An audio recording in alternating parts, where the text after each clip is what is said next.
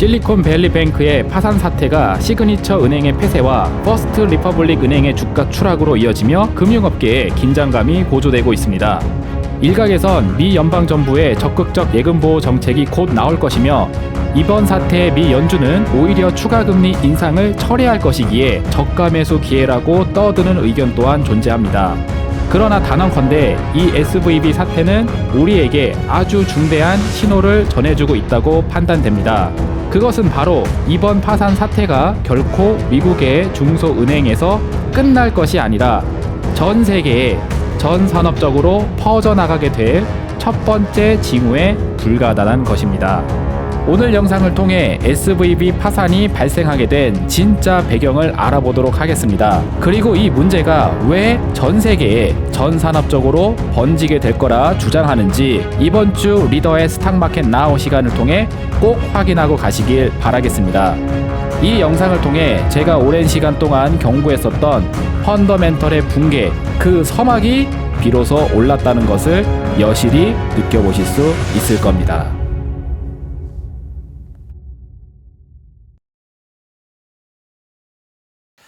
네, 반갑습니다. 리더 스탁 정예준입니다. 이번 주 스탁마켓 나우 시간에 살펴볼 주제는 바로 SVB 파산 되겠습니다.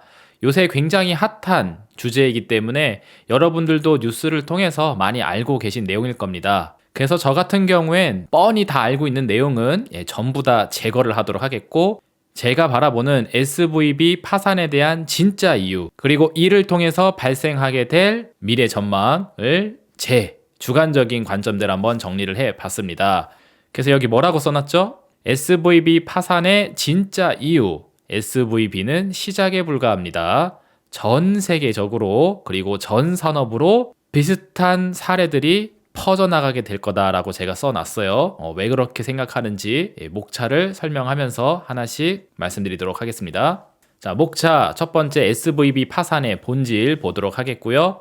두 번째로는 거시경제, 매크로 변수의 변화가 크게 찾아올 걸로 보여집니다.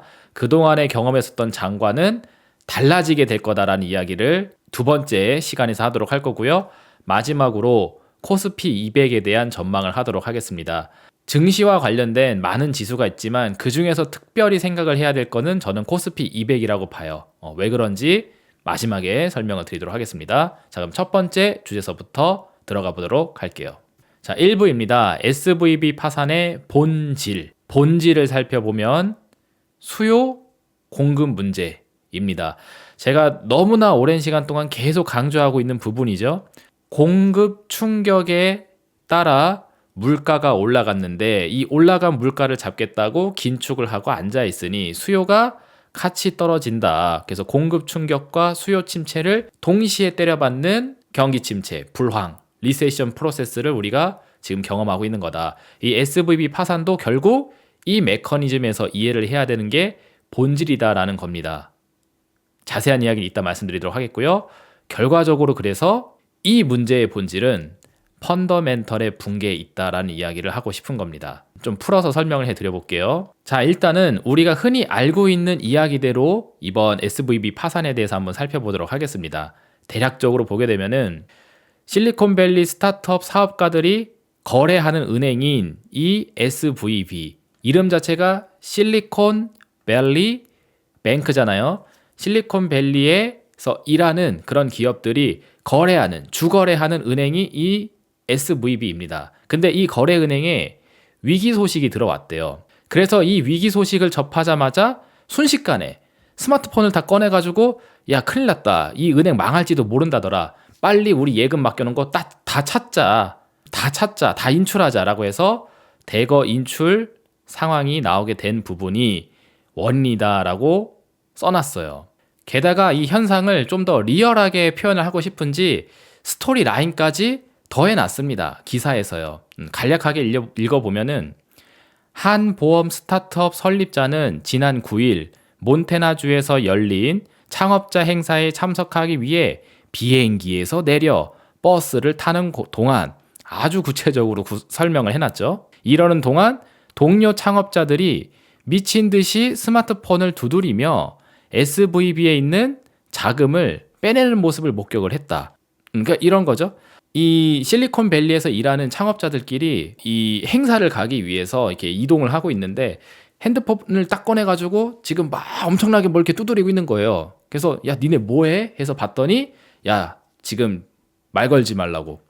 빨리 너도 스마트폰 꺼내서 SVB에 너 돈 넣어놓은 거 있지? 빨리 찾아. 지금 큰일 났어. 라고 하면서 난리가 난 겁니다. 이렇게 표현을 해놨어요.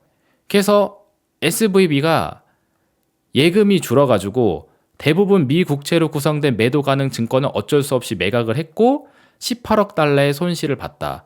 그러니까 사람들이 예금 인출 버튼을 다 같이 눌러버리게 되니까는 은행이 가지고 있어야 되는 기본 지급 준비금이 있는데 이게 넘어갈 수준으로 이게 바닥이 나게 되니까 안 되겠다. 빨리 지금 메꿔놔야겠다. 이 예금을 채워놔야겠다 싶어서 매도 가능 증권을 어쩔 수 없이 팔았대요. 그래서 18억 달러 정도의 손실을 봤다라고 공시가 나오자마자 주가가 급락하기 시작을 했다. 그리고 이 소식이 사무용 메신저 앱인 슬랙을 통해서 순식간에 번져 나갔고 이 돈을 떼일까봐 겁에 질린 예금주들은 곧바로 뱅킹 앱 아이콘을 눌렀다.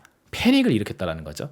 그래서 사람들이 빨리 내 돈 큰일 났다. 지금 저러다가 이 SVB가 갖고 있는데 예금 못 돌려주면 어떡하지? 빨리 찾아야겠다 하면서 다 같이 이걸 눌러버렸다라는 거죠. 그래서 총 우리나라 돈으로 54조 7,600억에 해당되는 자금 인출이 나오게 되었고 이 결과 10일 캘리포니아주 금융당국이 이 SVB가 지금 유동성이 부족하다. 예금을 갚아줄 수 있을 만큼의 지금 유동성이 지금 없는 상태이다. 그래서 예금 지급이 불가능한 상태 되기 때문에 이 회사를 폐쇄하고 연방예금보험공사 FDIC를 통해서 이 회사 파산 처리를 해라 라고 관제인으로 임명을 했다라는 스토리라인이 우리가 지금 알려져 있는 우리가 흔히 알고 있는 그 SVB 사태 이야기입니다. 자, 보시면 어때요? 여러분들은 어떤 생각을 하실지 모르겠지만 제가 보았을 때는 굉장히 황당한 소리입니다. 왜 그러냐면은 이 파산의 원인을 지금 어디다 갖다 놓고 있느냐? 온라인 뱅킹 시스템에다가 갖다 놓고 있어요. 그러니까 은행에 문제가 생겼는데 이 은행에 문제가 생겼다는 것이 지나치게 온라인상에 빠르게 퍼져버리면서 그리고 은행 거래가 이제는 직접 대면 거래를 하는 게 아니라 스마트폰을 통해서 온라인상에서 이루어지기 때문에 다 같이 스마트폰을 열고 다 같이 인출 버튼을 누르게 되면서 이 파산을 불러일으켰다 라는 식으로 스토리를 구성을 해놨어요. 즉 여기 써놨죠. 뱅크런이 오프라인이 아니라 온라인상에서 급속도로 진행된 탓에 36시간 무려 36시간 만에 멀쩡했었던 금융회사가 갑자기 파산을 당했다라는 식으로 얘기를 해놨는데 제가 보는 입장에서는 아주 허무맹랑한 소리입니다. 이렇게 알려져 있는 스토리는 완전 꽝이다 라는 겁니다. 자, 그러면은 제가 리얼 스토리를 들려드리도록 할게요. 진짜 스토리를. 자, 다음 화면 보도록 하겠습니다. 자, 진짜 스토리는 여기서 봐야 됩니다. 왜 최초에 SVB 위기 소식이 생겼다고 해서 누가 인출을 시작하게 되니까 그걸 보고 다 같이 따라해서 문제가 생겼다라고 했잖아요. 그쵸? 그러면 왜 최초에 인출을 하려고 했었던 그 사람, 즉 SVB의 위기 소식이 처음 생겼다고 했었을 때 그때 이 위기 소식은 과연 왜 발생했을까? 라는 거에서부터 문제를 짚고 넘어가야 됩니다. 생각을 해보세요. 과연 이 뱅크런 사태가 갑자기 생긴 일일까요? 사전에 징후가 없었을까?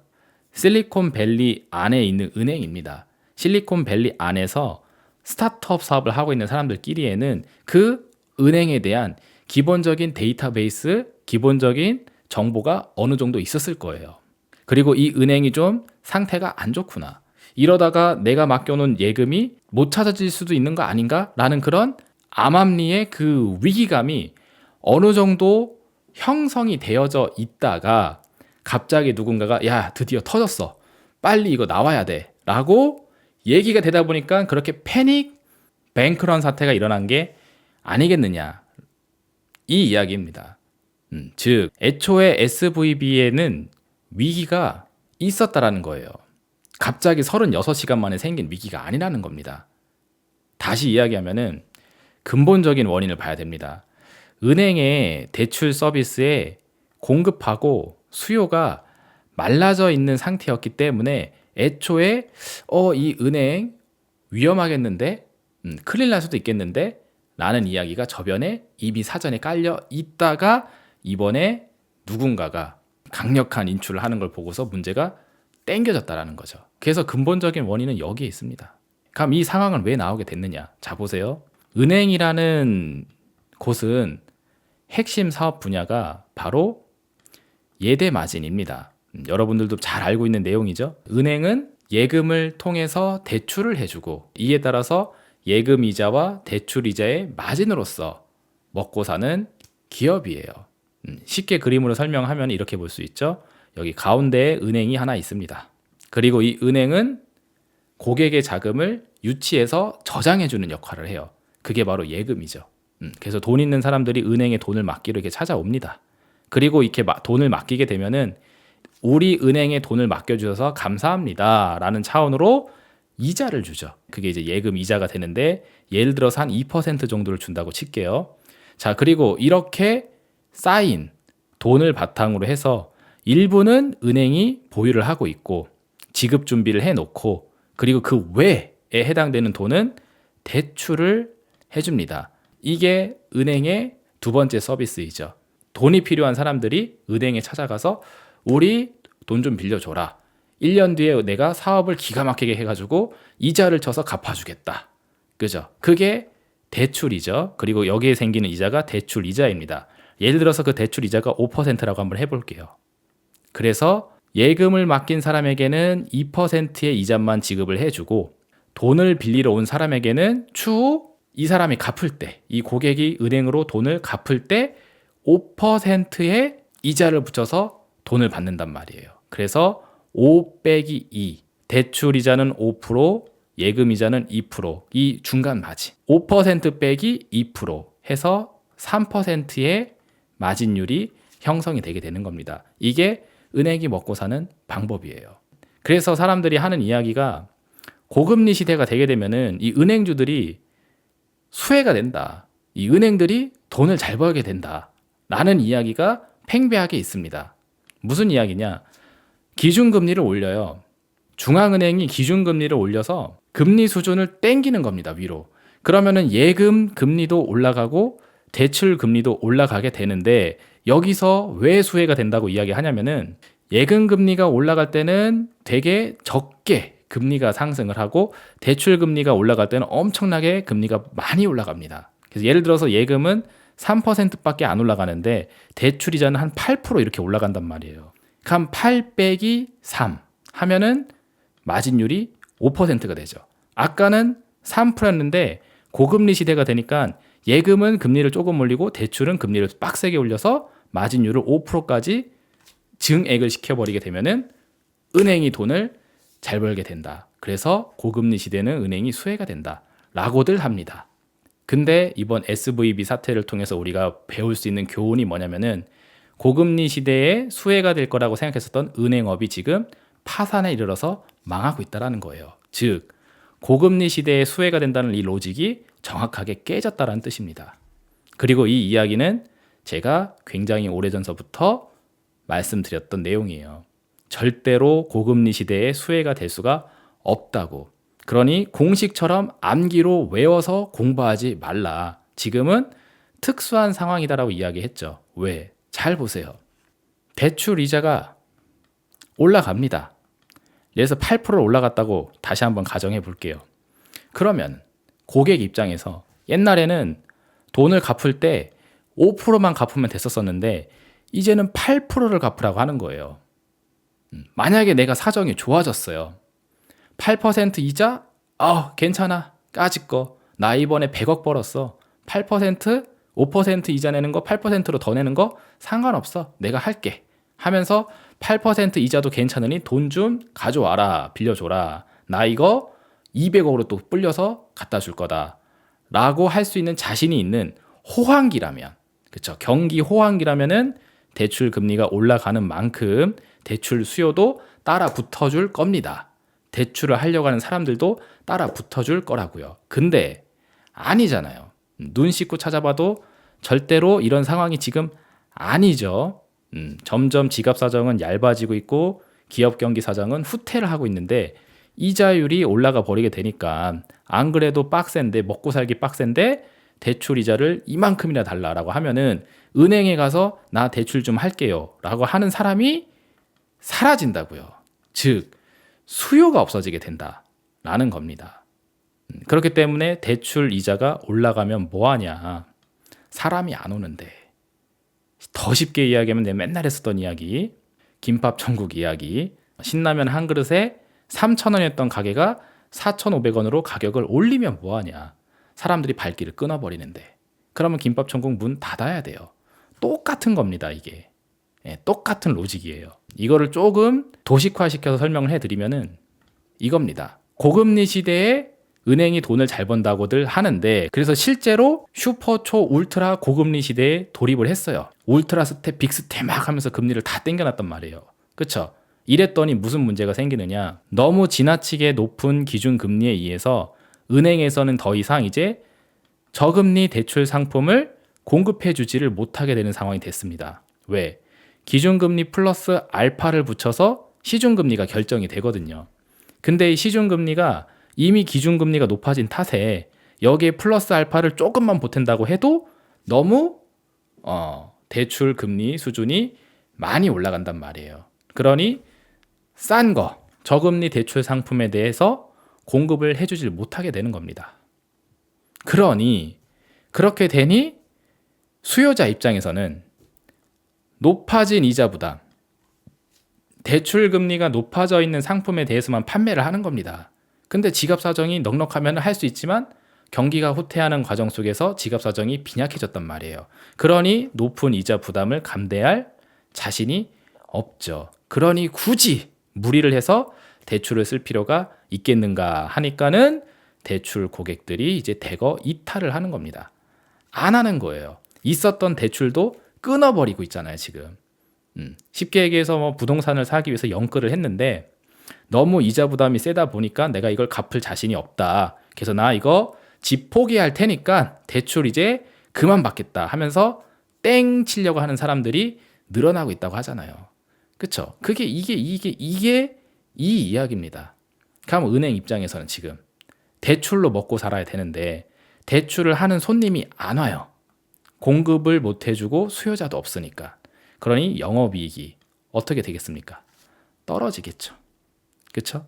그러니까 은행이 좀 위험하다. 쟤네 지금 장사 계속할 수 있을까? 이런 징후가 나오기 시작을 했다는 겁니다. 다르게 이야기하면 더 쉽게 이야기하면은 김밥 천국 이야기 했었죠. 신라면을 3,000에서 4,500원으로 올려서 장사를 하게 되니까 갑자기 발길이 뚝 끊겨버린 거예요. 손님들의 발길이. 그래서 가게를 살펴보니까 손님이 없어. 옛날에는 인산이네, 점심시간 때 인산이네 바글바글 했었는데 요새는 테이블에 뭐 한두 명 정도 있을까 말까 한 그런 이제 가게 분위기가 조성되니까 야, 저 김밥 천국 어떻다가 저렇게 됐냐? 저거 장사 될까? 조만간 셔터 내려야 되는 거 아니야? 이런 생각 할 수 있죠. 그죠? 똑같은 겁니다. 그냥 복사하기 붙여넣기 판박이라고 생각하시면 돼요. 어렵게 가면 어렵게 갈수록 복잡해지는 거고 쉽게 바라볼수록 굉장히 심플한 이야기입니다. 자, 그리고 이 문제는 비단 은행만의 문제이냐? 아니죠. 공통적인 문제예요. 그래서 실리콘밸리 내에 존재하고 있는 이 스타트업 기업들 같은 경우에도 똑같은 상황입니다. 즉, 사업이 부진하다고요. 스타트업이라는 것은 뭔가 신기술을 개발하기 위해서 올인을 하는 곳입니다. 그래서 자금 사정이 비교적 좀 넉넉하다 싶으면은 약간 좀 무리를 해서라도 투자를 활발하게 할 수가 있는데 지금 아무리 봐도 경기가 뒤로 후퇴하고 있는 불황 상황이기 때문에 우리가 적극적인 투자를 하기에는 불편한 상황이다 라고 하게 되면은 이 실리콘밸리 내에 존재하고 있는 이 회사들의 사업이 당연히 부진해지게 되겠죠. 그러면서 야, 안 되겠다. 우리 대출 같은 거 그만하자. 좀 허리띠를 졸라매야 되겠다 하면서 리콜, 대출 끊어버리고 예금으로 맡겨놨던 것도 다시 찾고 하게 되게 되면은 그쵸, 여기 예금 인출이 시작이 되겠죠. 그죠? 이게 더해진 거라고 보시면 됩니다. 은행 입장에서는 대출 수요와 대출 공급이 감소하는 과정에서 은행의 영업이익이 감소하기 시작을 했던 거고, 그래서 불안불안한 상태가 되어 있었던 거고, 그것을 실리콘밸리 내의 고객들이 인지를 하고 있었던 상태에서 본인들 상태는 또 멀쩡하느냐? 아니죠. 절대로 그렇지가 않죠. 실리콘밸리 내 회사들도 사업이 부진해지게 되면서 리콜 안 되겠다. 우리 은행에다가 금융거래 하는 거 일단 쫄라매자 하면서 리콜하게 되면서 예금 인출이 시작이 되다 보니 대출을 하려고 하는 사람은 안 오고 예금 인출만 늘어나게 되니 이 실리콘밸리 뱅크 같은 경우에는 그쵸, 점점 상태가 악화되고 있었겠죠. 그러는 사이에 사람들에게 소문이 은근히 퍼져 있을 것이고, 그러다가 갑자기 대량 인출이 터져버리니까 드디어 우리 했었던 문제가 터졌나 보다, 빨리 도망가야겠다 하면서 뱅크런, 이렇게 됐다라고 보는 게 정확한 이해라고 생각하시면 되겠습니다. 그래서 옛날서부터 제가 이거 그래프 그려드리면서 이 현상이 찾아오게 될 거다라고 얼마나 오랜 시간 동안 이야기를 해드렸습니까? 제가 이번에도 고정 댓글로 예전서부터 말씀드렸던 요 그래프 설명 제가 가장 최신 버전으로 해서 또 하단 댓글에 올려드리도록 할 테니까 예전 주식 119 당시 영상 못 보셨던 분들은 꼭 한번 다시 보시길 바라도록 하겠습니다. 그때 말씀드렸던 로직이 바로 이거였죠. 지금 우리가 경험하고 있는 물가 상승은 공급이 차단되면서 발생된 물가 상승이고, 물가가 원래 여기 있었었는데 P값이 이렇게 올라가게 되는 거. 자, 그리고 이 상태에서 긴축으로 이 물가를 잡겠다고 하니 수요가 이제 내려오는 거 아니겠느냐. 그래서 새로운 디맨드 커브가 형성되게 되고, 그래서 서플라이 커브 새로운 거와 디맨드 커브 새로운 거가 만나는 지점에다가 점을 찍어 놓게 되게 되면은 결국 물가는 올라갔다가 내려온다. 그래서 물가는 중요한 게 아니라고 제가 목이 찢어지게 이야기했었죠. 중요한 건 뭐다? 가로축에 해당되는 총생산 Y가 여기서 여기로 넘어가는 과정 중에 Y1, Y2, Y3 이런 식으로 계속 줄어드는 거. 이게 경기라고 했잖아요. 경기. GDP라 똑같은 거로 보시면 된다. 그래서 이 경기가 이 프로세스에 통해서 계속 박살나게 된다. 근데 지금 사람들은 다 물가만 쳐다보고 있다. 환장하겠다. 이게 중요한 게 아니라고 하면서 이걸 보라고 제가 계속 강조를 했죠. 경기에만 집중을 하시라고. 그게 이 얘기랑 똑같은 겁니다. 은행도 대출 상품에 대한 공급이 차단이 되고, 이에 따라서 고객들이 안 와. 그러니까 디맨드 커브가 내려가죠. 그러니 이 은행에 대한 총생산 Y 실적이 박살이 나는 거죠. 그러다가 가야 되지 말아야 되는 수준까지 이게 밀려버리게 되게 되니까 파산, 팡 터져버린 거죠. 그래서 이게 아주 전형적인 리세션 프로세스, 불황으로 가는 아주 전형적인 과정이다 라고 이야기를 하면서 이 그래프를 정말 많이 그려드렸습니다. 그리고 이 SVB 사태도 결국 이 메커니즘에 의해서 터진 거라고 보시는 게 정확한 해석이에요. 그래서 결국 근원적인 원인은 경기에 있다라는 겁니다. 그래서 애초에 SVB라는 은행에 위기가 깔려 있었던 것이고, 그리고 뱅크런 사태가 터진 것은 그 위기에 대한 결과에 불과하다라는 거죠. 결과에.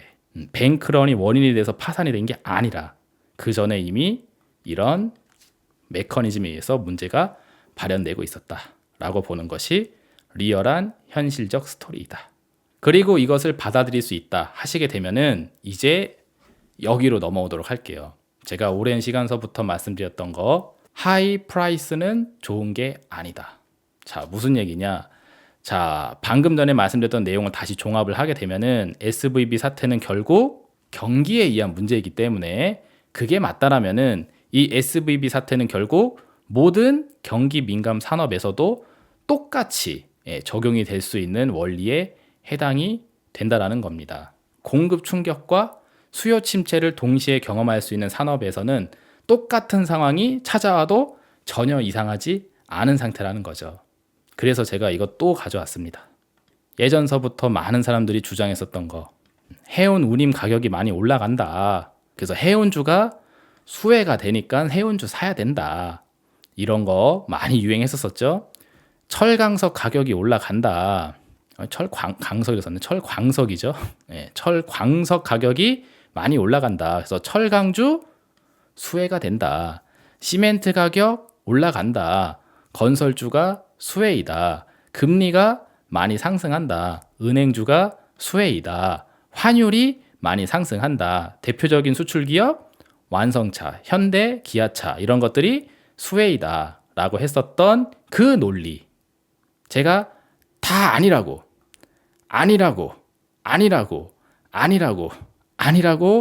주장을 했지만, 그쵸, 방구석 쌉개미의 외침에 불과했었고, 그렇게 잘나시고 많이 배우셨다 하시는 분들이 이걸 이꼴관계다라고 하면서 설명을 했기 때문에 많은 분들이 이것을 그냥 의뢰 사실이겠거니라고 믿어버리셨을 텐데, 이번 SVB 사태가 이게 아니라는 것을 증명해주는 이벤트다라는 주장을 제가 하는 겁니다.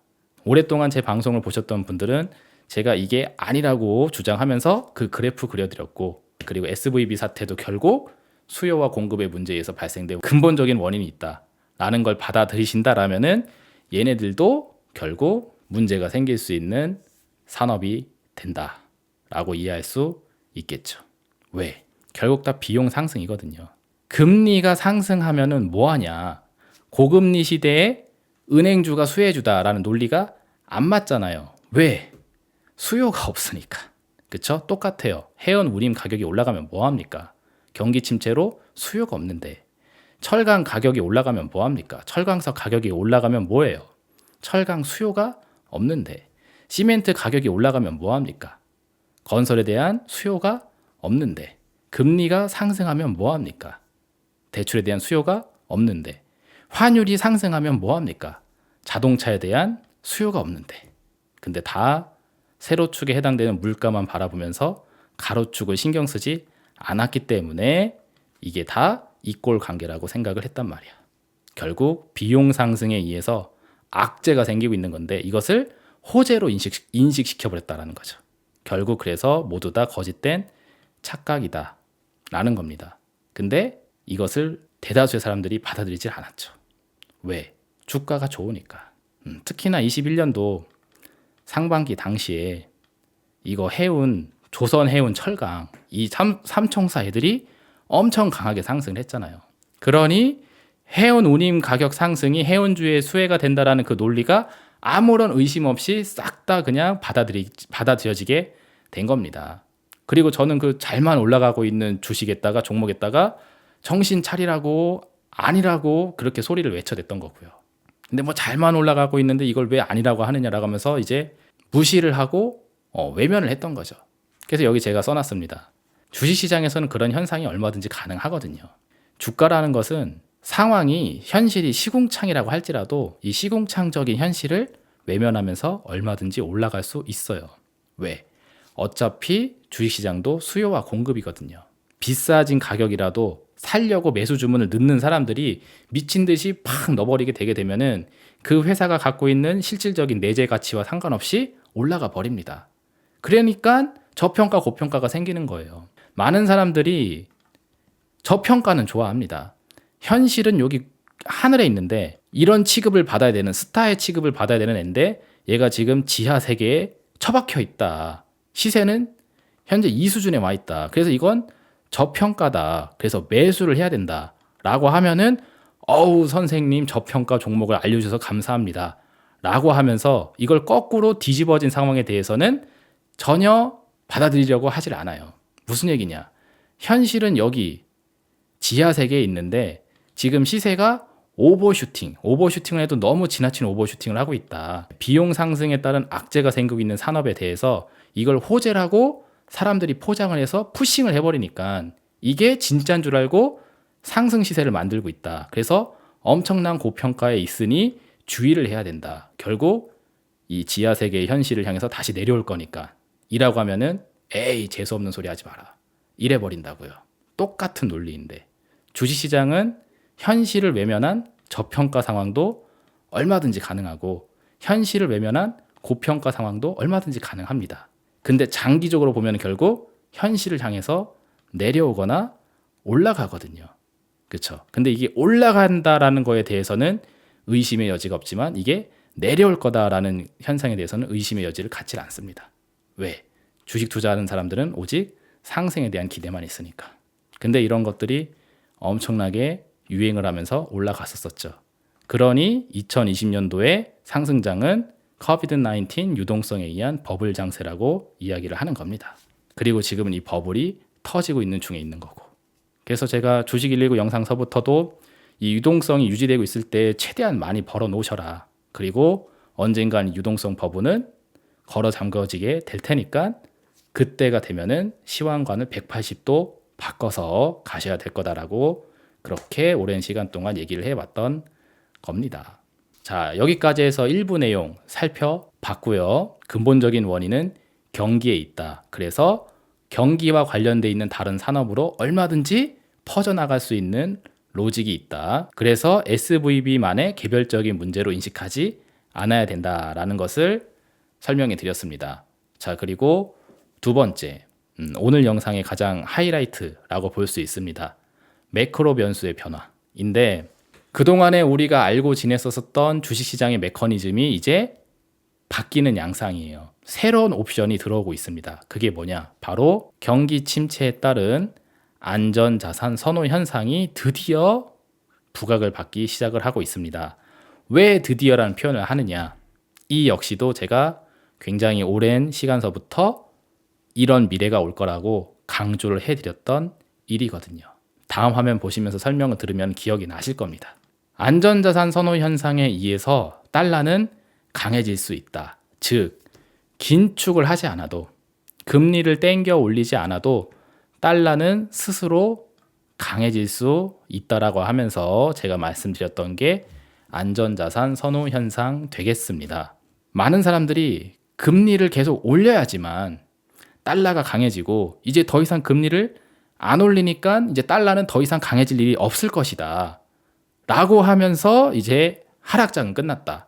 강달러 장세는 끝났다 라고도 생각하시는데 제가 이야기했죠. 지금까지 경험했었던 메커니즘이 전반전이라면은 제 생각에는 후반전이 있을 걸로 생각이 되는데 그 후반전은 경기가 변수가 될 거라고. 그래서 경기가 변수가 되게 되면은 경기 침체, 세계적인 경기 침체에 따라서 안전자산 선호 현상이 나오게 될 텐데 그러니까 세상이 너무 위험하다.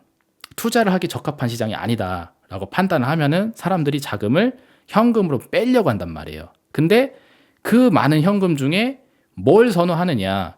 가장 가치가 보존될 수 있는 기축통화 달러로 자금이 쏠릴 수가 있다. 그러니까 달러에 대한 수요만 생기게 되면서 강달러가 들어올 수 있다는 이야기를 제가 굉장히 많이 했었었죠. 그게 이겁니다. 그래서 전반전에 있었던 그 로직을 지금 후반전으로 그대로 끌고 오시다가는 굉장히 큰 오산을 하실 수가 있어요. 자, 다시 설명합니다.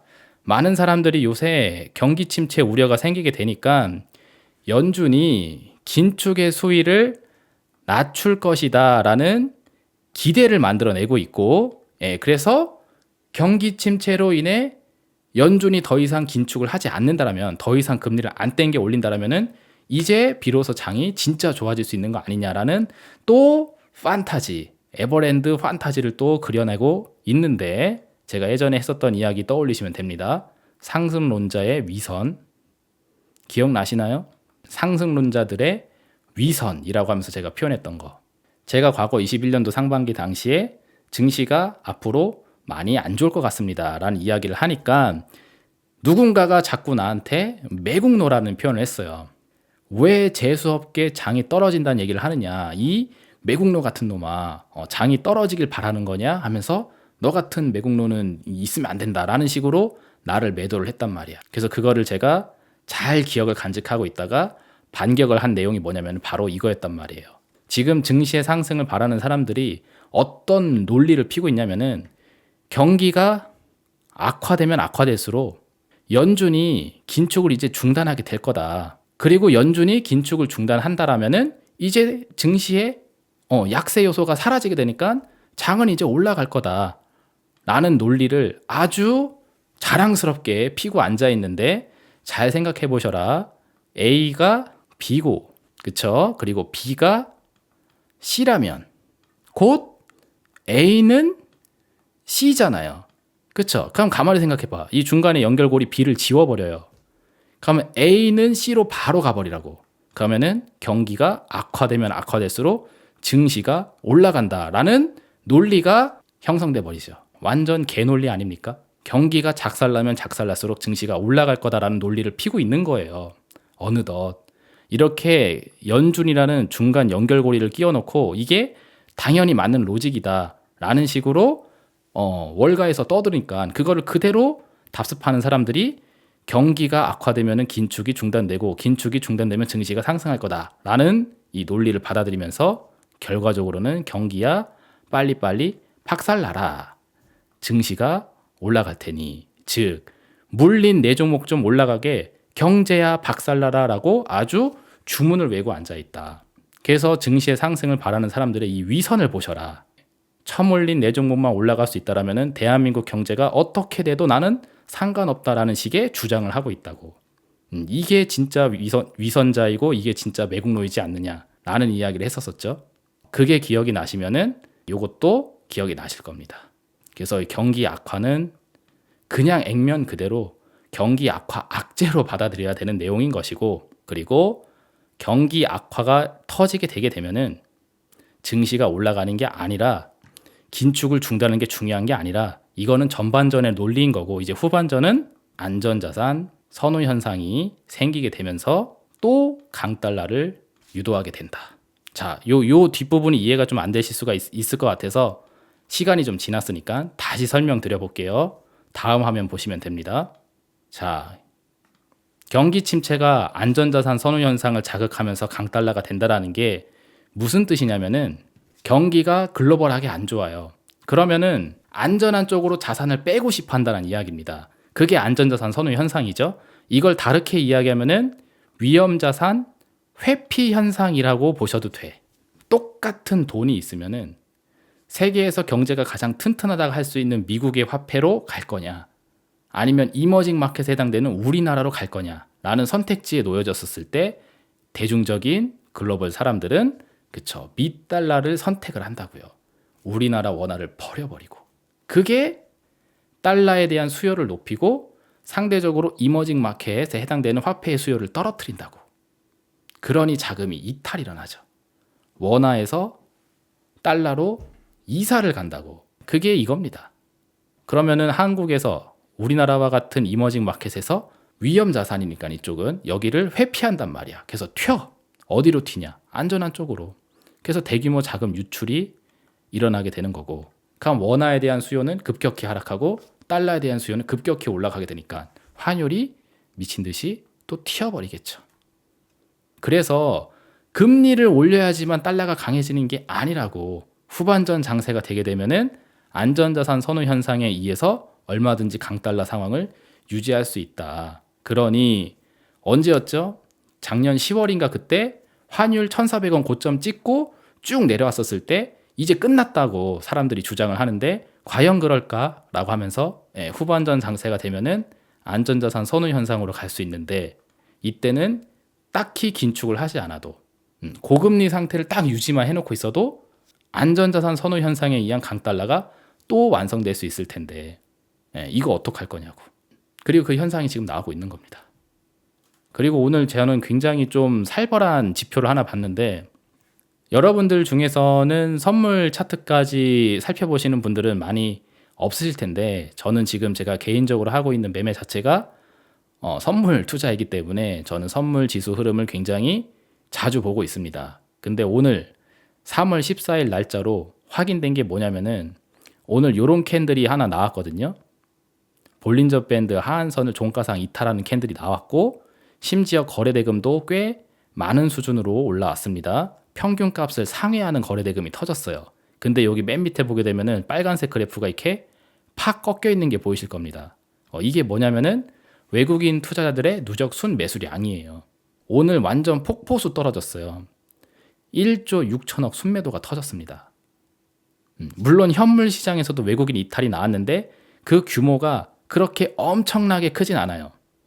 물론 적지도 않습니다. 꽤 많이 나왔는데 누적된 양을 보게 되면은 아직 덜 나왔어.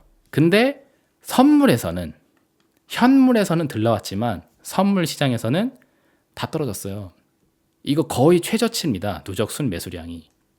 그러니까 23년도 1월, 2월 들어서 뭐 외국인이 엄청 들어왔다고 했잖아요. 뭐 6조를 샀네 막 그런 얘기 있었었잖아. 예, 그거 다 끝났어요. 선물에서는 다 뒤집어졌어요. 그래서 거의 최저 수준까지 다 내려갔습니다. 오늘 하루 만에 1조 6천억 순매도가 터지게 되면서 미친 듯이 나갔다라는 거죠. 그리고 제일 중요한 거는 거래 대금을 동반한 하락입니다. 외국인이 들어올 때는 거래량이 없이 들어왔고 나갈 때는 거래량을 동반해서 나갔다라는 거. 이게 무슨 뜻을 갖고 있는지 제가 지난 강의 순매매 지표 어떻게 보는 건지 말씀드린 거에서 자세하게 말씀해드렸죠. 네, 그거 떠올리시면은 심상치 않구나라는 걸 생각해 보실 수 있을 겁니다. 그래서 강달러 상황은 긴축이 아니라 경기 침체에 의한 안전자산 선호 현상으로 얼마든지 다시 부각이 될 수 있다. 오래전에 말씀드렸던 대로. 예, 그거 떠올리시면서 이 미래를 전망해 보시면 되겠고요. 두 번째로 크레딧 리스크, 신용 위험. 채권 시장 이야기를 제가 많이 하면서 최근에 특히나 좀 강조를 드리고 있는 부분이죠. 제가 노란색 글씨로 뭐라고 써놨냐면은 위험 기업, 산업, 국가 순서로 신용 위험이 발생할 거다. 그러니까 무슨 뜻이냐? 상태가 위험한 기업이 먼저 문제가 생긴다고요. 그리고 상태가 위험한 산업에 해당되는 애들이 먼저 문제가 생기고 위험한 국가가 먼저 신용 위험이 터진다라는 겁니다. 그리고 이번 SVB 사태도 똑같다라는 거고. 자, 무슨 말인지 이해가 안 되시면은 요거 웅덩이 떠올리시면 돼. 이것도 주식119 당시서부터 굉장히 많이 그려드렸던 그림 중에 하나이죠. 이 곰돌이 푸우 중에 한 장면인데 애들이 이 함정에 빠졌어요. 물 웅덩이에. 그리고 이 기다란 줄이 하나 있었었는데 이 피글렛 이 멍청한 돼지 새끼가 이게 이 줄을 잘라버렸습니다. 왜? 사람이 많다고. 사람이 여러 명이니까 여러 명이 줄을 이용할 수 있게 내가 줄을 여러 개로 만들어 줄게 하더니 이 기다란 줄을 지가 가져가 가지고 가위로 잘라버렸어요. 그런 다음에 이렇게 톡톡톡톡톡 해놓고서는 이상하다. 아까 줄이 이렇게 길었었는데 왜 이렇게 짧아졌지? 완전 똥멍청이 만화예요 이거. 심지어 이 부엉이는 더 웃겨. 지는 날개가 있거든요. 그래서 날개가 있어서 날개를 퍼덕여서 이렇게 나가면 되는데 자기도 갇혔다고 어떡하냐고 날아서 가면 되는데 이게 완전히 진짜 약 발고 만든 만화 중에 하나입니다. 곰돌이 푸가 그렇게 순수한 만화가 아니에요. 근데 아무튼 이거 그림 그려드리면서 여기에서 비가 오는 거로 생각해 보셔라. 이 피글렛 돼지가 이걸 잘라버렸어. 그래서 여기 갇혀버렸는데 이제 비가 오는 겁니다. 비가. 그러면은 여기 이렇게 물이 이렇게 차오르겠죠. 그래서 만약에 여기서 키가 뭐 180 정도 되는 동물이 있다. 그러면은 고개가 물 밖으로 나올 수가 있으니까 이런 식으로 나올 수가 있으니까 괜찮겠죠. 상태가. 근데 만약에 키가 160밖에 안 되는 동물이다. 그러면은 머리가 이 밑으로 잠긴단 말이에요. 그럼 호흡곤란이 오겠죠. 그럼 이제 먼저 실신하는 겁니다.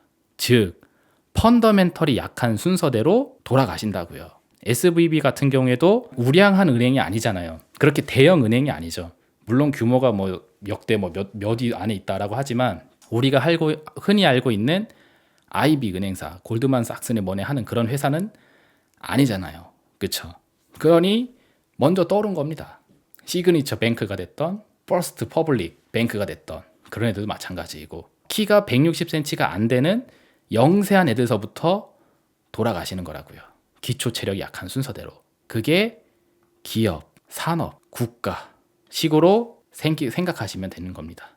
그래서 위험도가 펀더멘털이 약한 키가 작은 기업이 먼저 떠오르는 거고 키가 작은 산업이 먼저 떠오르게 되는 거고 키가 작은 국가가 먼저 또 떠오르게 되는 거고 그렇게 될 거라고 이것을 21년도서부터 전시경제 역학 이야기하면서 그토록 얘기를 많이 해드렸었죠. 똑같은 거예요. 그러면 우리나라 한국 국채, 국가적인 차원으로 보았을 때에도 우리나라 국채 이것도 과연 안전할 수 있을까? 한국이 그렇게 영세한 그런 국가는 아닙니다. 완전 그 쌉 개발도상국은 아니기 때문에 어느 정도 기초 체력이 있기 때문에 아까 키로 표현하면 한 170 정도는 된다고 생각하시면 돼요. 160은 아니지만 180 이상이라고 보기는 힘들어. 왜냐면 우리도 이머징 마켓, 한국이란 나라가 먹고 사는 메커니즘, 원자재를 해외로 수입을 해와서 가공을 한 다음에 해외로 수출을 해야 돼. 그래서 이게 글로벌 경기 메커니즘하고 굉장히 밀접한 관계를 갖고 있죠. 경기가 좋아야지 싸게 물건을 가져와서 비싸게 팔아먹은 다음에 마진을 올릴 수가 있으니까. 그쵸? 그래서 인플레이션에 의해서 물가가 오르면 뭐합니까? 오르면 뭐해? 비용이 더 많이 오르는데 물건을 사는 사람은 없고. 똑같아요. 김밥 자국 사장님 입장하고 똑같아. 라면 가격이 올라가면 뭐해? 물가가 올라서 사는 사람이 없는데 물건을 만드는 비용은 올라가 버렸고 한국이 먹고 사는 기본적인 메커니즘 자체가 무너지고 있는 상태입니다. 그렇기 때문에 한국의 국채도 안전자산으로 평가를 받을 수 있을 거다라는 생각은 제 생각에는 굉장히 위험한 생각이지 않을까 생각이 돼요. 결코 안전한 자산으로 평가를 받을 수 있을 정도의 신용도에 있다라고 저는 개인적으로 생각하지 않습니다. 근거를 대라. 너는 세상을 삐뚤어지게 바라보는 매국노니까는 네가 이렇게 생각하는 거 아니냐? 라고 생각하실까 봐 다음 화면을 또 준비를 했습니다. 한국 경제의 근간이 통째로 흔들리고 있는 중이다라는 그 팩트로서 제가 맨날 이야기하는 게 X-M, 수출 마이너스 수입에 해당되는 밸런스, 무역수지, 경상수지가 아주 처참한 수준으로 가고 있다라고 제가 1년이 넘어가는 시간 동안 계속 이야기를 하고 있죠. 3월 초순에 수출이 16.2% 감속을 해서 무역수지는 50억 달러의 적자를 기록하고 있다라고 기사 나와 있죠. 이게 3월 1일서부터 3월 10일까지의 집계치입니다. 열흘 만에 무역 적자가 50억 달러를 넘어섰어요. 그리고 1월 달에 경상수지 적자 수준은 45억 2천만 달러 수준으로서 사상 최대, 대한민국이 탄생한 사상 최대 그리고 최악의 무역 쇼크가 기록되고 있는 상태이고요. 그리고 요거 무역 수지가 벌써 227억 불 적자를 기록하고 있다. 언제 기준으로? 3월 10일 기준으로. 3월 10일 기준으로. 그러니까 23년도 1월 1일서부터 3월 10일까지 약 2달하고도 10일이죠. 일수로 치게 되면 한 70일 정도가 되겠죠. 2달하고 10일이 지났으니까 70일 만에 지금 무슨 일이 일어나고 있느냐. 작년에 발생시킨 무역 적자가 약 474억 정도가 되거든요. 474억 불 정도가 되는데 이거의 절반에 해당되는 수준 227억 불이 지금 벌써 찍혔다는 겁니다. 언제 만에? 70일 만에. 작년에 1월 1일서부터 적자를 거의 계속 기록했거든요. 3월달 제외하고 3월을 제외한 모든 시간이 적자였는데 12월 31일까지 이걸 토탈 계산했었을 때 474 마이너스 474억 불 정도의 무역 적자가 났단 말이에요. 근데 지금 올해는 70일 만에 작년도 적자의 절반을 이미 채웠습니다. 2차 전지 올라갑니다. AI 올라갑니다. 하는 거 그거 쳐다보는 사이에 대한민국 경제의 근간이라 할 수 있는 이 무역 수지가 그리고 경상 수지가 통째로 흔들리고 있는 상황입니다. 이래도 대한민국이 과연 신용 위험이 없다고 할 수 있을까? 국가적인 차원으로 보았을 때도 결코 지금 우리가 안전한 수준에 있다라고 보기가 힘들어요. 그럼 크레딧 리스크가 올라가면 어떻게 되느냐? 시중 금리가 올라가는 거죠. 그러니까 똑같아요. 기준 금리를 올려야지만 시중 금리가 올라간다고 생각하시는데 시중 금리는 기준 금리 플러스 알파로 형성이 되어져 있습니다. 근데 이 신용 위험은 얘를 올린다고요. 얘를. 크레딧 리스크를. 이거 국채 설명에서 말씀드렸었잖아. High interest rate is not good 이라고 하면서 채권 시장의 높은 금리는 곧 리스크 프리미엄이 높은 거다. 그래서 절대로 좋은 게 아니라고 이야기해드렸었죠. 그거 떠올리시면 됩니다. 그래서 이 크레딧 리스크가 올라가게 되면은 이게 올라가요. 그래서 한국은행이 기준금리를 더 이상 인상하지 않는다라고 해도 대출금리는 이것 때문에 올라간다는 거죠. 시중금리는. 기준금리가 가만히 픽스로 있어도 얘가 갈 수 있다고. 그러니까 지금 매크로 변수가 바뀌고 있다는 겁니다. 그동안은 계속 긴축을 해야지만 강달러가 생기고 금리가 올라갈 거다. 거기에 갇혀 있잖아 지금. 가두리가 갖춰져 있죠. 왜냐면은 그 배우신 분들 잘났다 하시는 분들이 다 그렇게 여러분들에게 주입식 암기 교육을 시켜놨거든. 절대로 경제는 그런 게 아닌데.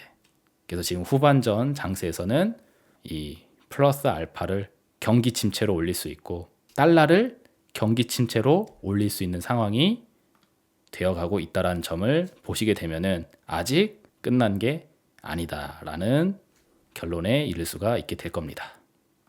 자, 마지막으로 코스피 200에 대한 전망입니다. 이거는 딴 거 없어요. 금방 끝납니다. 이전서부터 또 많이 말씀드렸던 내용. 시총 상위 우량주가 더 위험하다.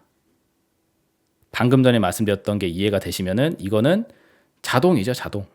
수요 침체와 공급 충격을 같이 경험하는 경기에 의해서 트러블이 생긴 거고 SVB 사태도 여기에 일환이다라고 설명해 드렸잖아요. 그렇죠? 그럼 문제는 여기에 있는 겁니다. 코스피 200 안에 구성이 되어져 있는 그 종목들을 면면히 살펴보시게 되면은 절대 다수가 경기 민감주로 구성이 돼 있다고요. 그러니까 더 위험하죠.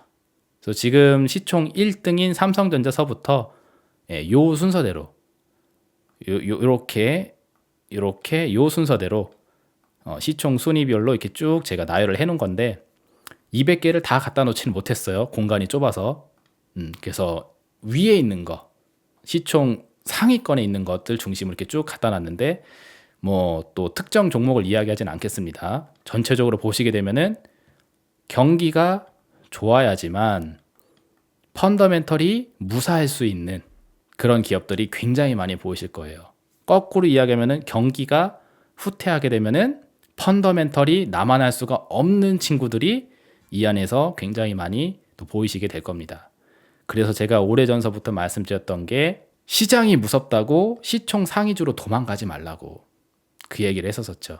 많은 사람들이 심리가 어떠냐면은 시장이 안 좋다라고 하니까 그러면은 우량주를 사면 되겠다. 시총 하위 불량한 종목은 상장 폐지도 될 수도 있고 불안하기 때문에 설마 삼성전자 같은 애들이 상폐가 되겠느냐? 절대로 그럴 일이 없다라고 하면서 우량주 중심으로 포트폴리오를 갖고 있으면은 시장이 결국 다 지나고 나서 상승장이 찾아오게 되면은 얘네들은 결국 다 올라올 거니까 이런 거를 가지고 있으면은 된다라는 식의 투자 관점을 갖고 계신 분들이 아주 많죠. 그래서 제가 이렇게 생각하면은 아주 큰 오산이 될 수 있다. 왜? 시장 하락의 주요 원인이 경기가 될 예정인데 그 경기에 의해서 주가의 흥망성쇠가 결정이 되는 즉 핵심 모멘텀이 경기에 의해서 결정되는 종목들 중심으로 포트폴리오를 구성하게 되면은 결국 다 깨지겠다라는 이야기인데 그렇게 할 바에는 아예 종목 투자를 안 하시는 게 낫다라고까지 이야기를 했었었죠. 제가 시황에 자신이 없으면은 주식을 쉬라고까지 이야기를 하면서 요 말씀을 드려왔습니다. 그래서 저는 이 코스피 시총 상위 200위권에 해당되는 종목들이 향후 미래가 굉장히 안 좋아지지 않을까 생각이 돼서 코스피 200이 떨어지면 떨어질수록 수익이 날 수 있는 구조의 투자 상품으로 대비를 좀 하시는 게 좋지 않을까라고 해서 이 영상을 또 최근에 찍어서 올려드렸었죠. 아주 많은 안티 글 잘 보았고요. 뭐 안티도 관심이라면 관심이니까 뭐 감사합니다.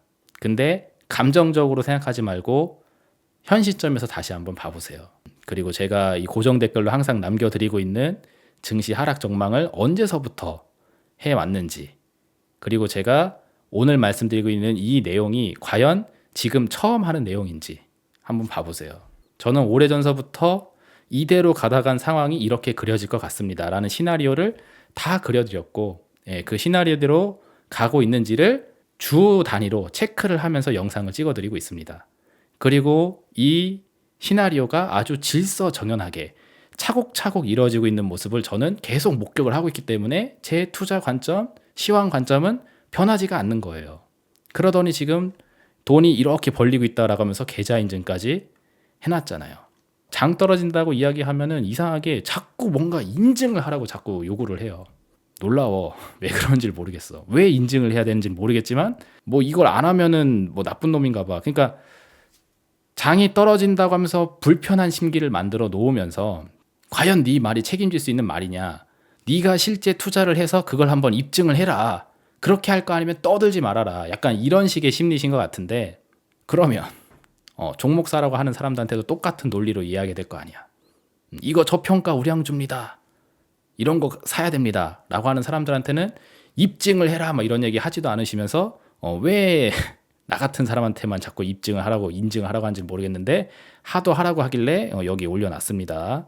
또 보세요. 예, 재미나게 보시길 바라도록 하겠고 다시 한번 이야기하지만 저는 여러분들에게 불편한 심리를 안겨드리기 위해 어그로를 끄는 유튜버가 아니라 제 방송 컨텐츠를 들으시려고 수백 명의 회원분들이 함께 하고 있는 전문가 업을 하고 있는 사람이에요. 저는 그 어떤 누구보다 제가 하는 말에 책임감과 무게를 느껴야 되는 사람입니다. 왜? 내가 가자라는 방향성대로 따라하고 계시는 회원분들의 숫자가 엄청나게 많이 있고 저는 그게 주업이기 때문에 그래서 함부로 떠들기가 불편한 사람입니다. 저 같은 사람이 제일.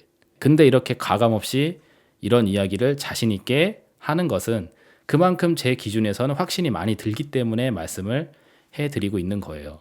그리고 그게 틀렸다라고 볼 수 있을 만한 상황들이 목격이 되면 제가 뭔가 좀 수정을 하려고 할 것이고 뭔가 이렇게 밑밥을 깔려고 하겠지. 아니잖아. 근데 수위가 점점 더 세지잖아요. 방송을 보시면. 그렇죠. 왜냐면은 제가 짜놓은 시나리오대로 상황들이 딱딱 아주 그냥 질서 있게 진행되는 모습이 확인이 되기 때문에 저는 시간이 지날수록 확신이 더 올라가는 겁니다. 그러니까 더 세게 발언이 나오고 있는 거예요.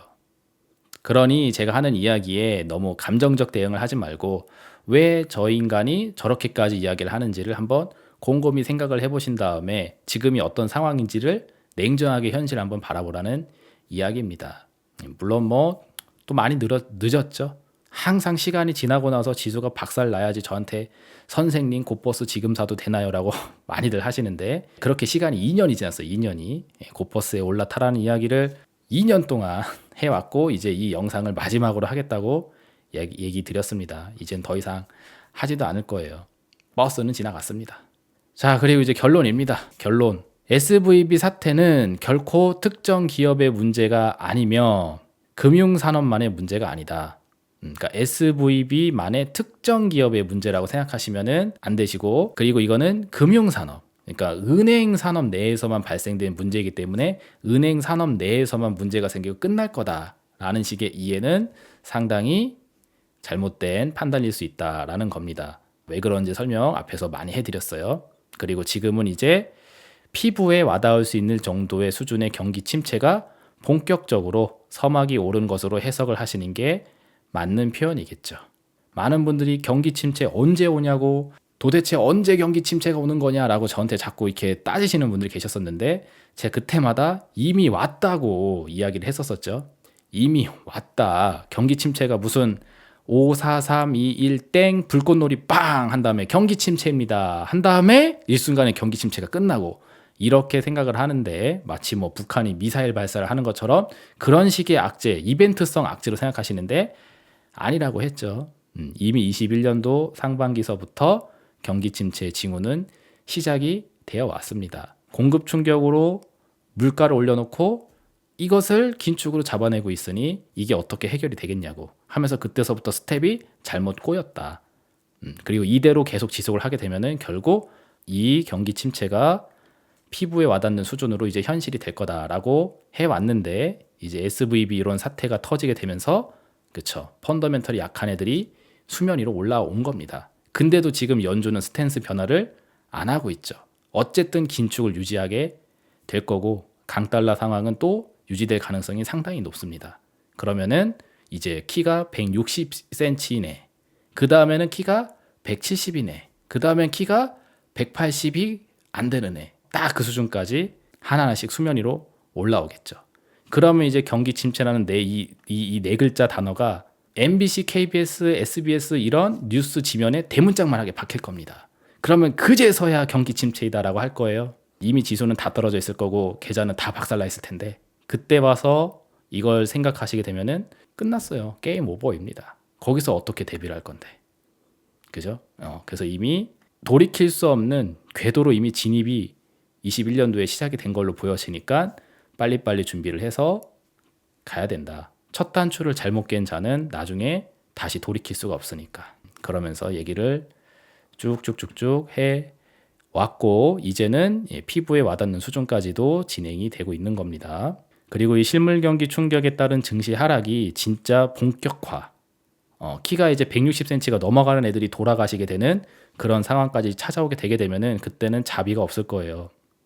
증시가 떨어지는 데 있어서 아마 브레이크가 없을 겁니다.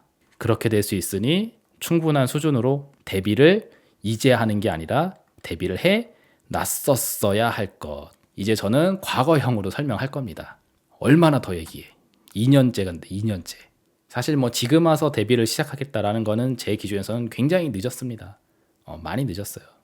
예, 그래도 지금이라도 뭔가 하겠다 하시게 되면은 뭐 어쩔 수 없죠. 뭐 최소한의 대비만 해놓고 나중에 뭐 충분한 준비를 할 수 있는 기회가 만약에 추후에 또 주어지게 된다면 그때나 해볼 수 있을 것이지 지금 이제 증시가 다시 침체 구간을 향해서 또 내려오고 있는 이 시점에서 이걸 또 무리하게 했다가 거꾸로 뒤집어져 올라가는 시세 또 한 번 경험 당하게 되게 되면은 그때는 또 머리를 긁적긁적 하게 돼야 되는 상황으로 또 가게 됩니다.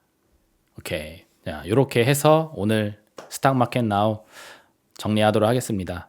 추후에 제2의 SVB 사태가 금융산업 외에 다른 산업에서 발생할 수 있다는 것을 명심하시고 비슷한 징후가 다른 산업에서도 발견이 되게 되면은 역시나 펀더멘털의 붕괴이구나 라고 생각하시면서 가시던 길을 계속 이어나가시면 되겠습니다. 그러면 저는 여기서 영상 마치도록 하겠고 저희 구독 회원이 아니신 분들은 구독 눌러놓는 거 꼭 한번 해주십사 부탁드리도록 하겠고 다음 주에 스탁마켓 나우 시간에 또 새로운 주제를 가지고 찾아뵙도록 하겠습니다. 감사합니다.